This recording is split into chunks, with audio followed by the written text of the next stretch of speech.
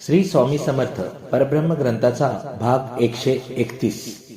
आपल्या भक्तांना आपल्या सामर्थ्याची प्रचिती स्वामी समर्थ देतच होते, पण त्याचबरोबर अंधश्रद्धांनाही जाणीव करून देत होते आणि त्यांना भक्ती मार्गाला लावित होते।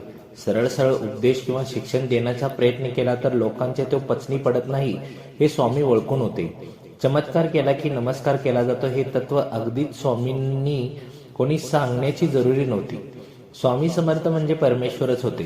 त्यांनीही चमत्काराचा उपयोग जनजागृतीसाठी केला होता। अर्थातच भक्तांना त्रास होताच कनवाळू आणि दिनांचे कैवारी स्वामी कळवळतच होते।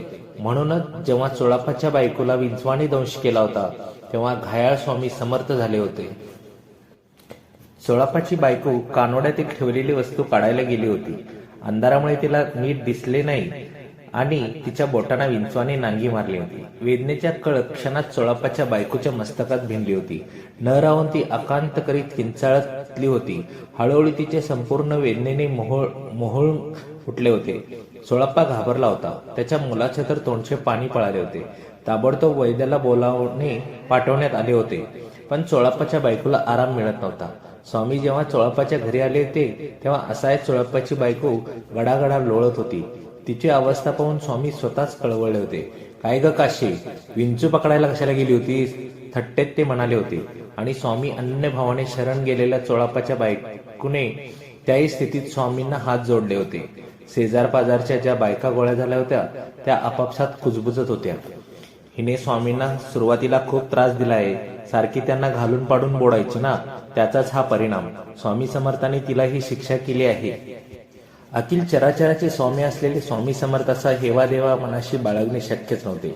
शिवाय ते जाणत होते की चोळाप्पाच्या बायकोचे त्यांच्यावर सुरुवातीला नकारात्मक भक्ती होती, ती फटकळपणे बोलतही होती, स्वामींचा त्रागाही करीत होती आणि स्वामींचे सेवेकरीही करीत होती। बिचारी 18 दारिद्र्याने त्रासली होती।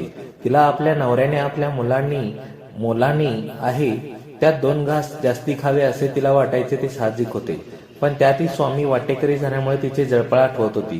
तो सारा राग जरी बोलून दाखवत होती तरी आदळापट करून का होईना तिने स्वामींची सेवा केली होती। स्वामींनी अर्थातच तिचे अंतरंग जाणले होते। तिला वेदनेने तळमळताना पाहून आपल्या पायातला जोडा काढून तिच्याकडे फेकला होता। यानंतरची कथा पुढील भागात। श्री स्वामी समर्थ। जय जय स्वामी समर्थ।